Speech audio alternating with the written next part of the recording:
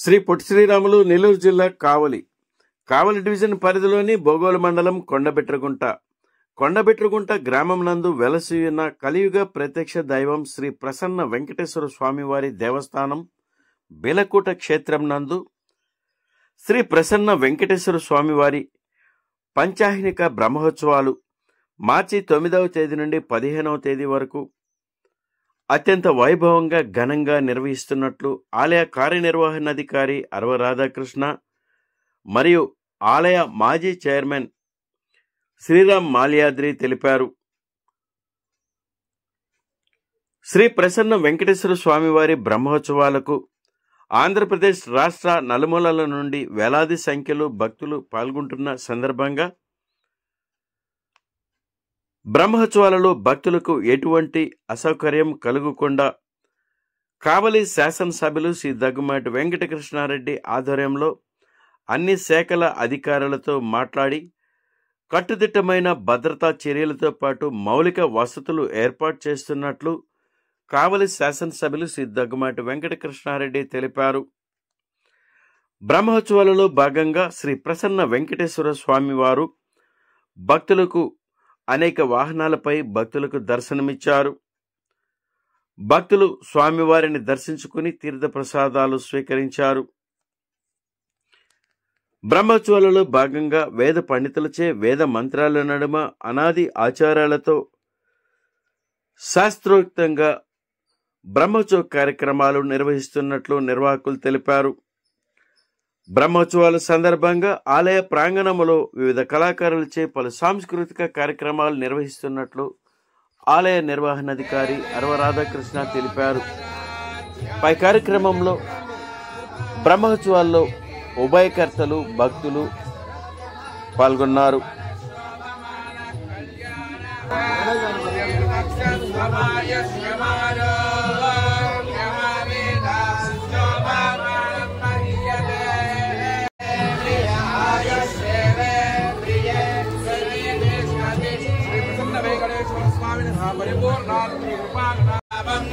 Sir, please.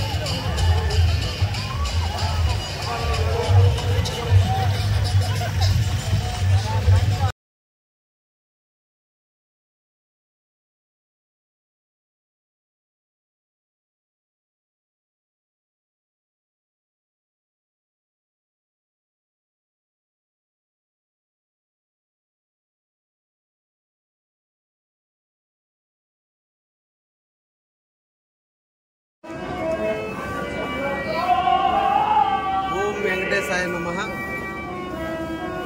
మన బెల్లకోట క్షేత్రంలోని ప్రసన్న వెంకటేశ్వర స్వామి యొక్క బ్రహ్మోత్సవాలు రంగరంగ వైభవంగా భక్తుల ఆనంద డోలికల మధ్య 9వ తేదీ నుంచి ప్రారంభమై ఈ రోజున హనుమంత సేవతో ఇప్పుడే గ్రామంలోకి గ్రామోత్సవ నిమిత్తం వెంకటేశ్వర స్వామి ప్రజల ముంగిటికి వెళ్ళటం కూడా జరిగింది.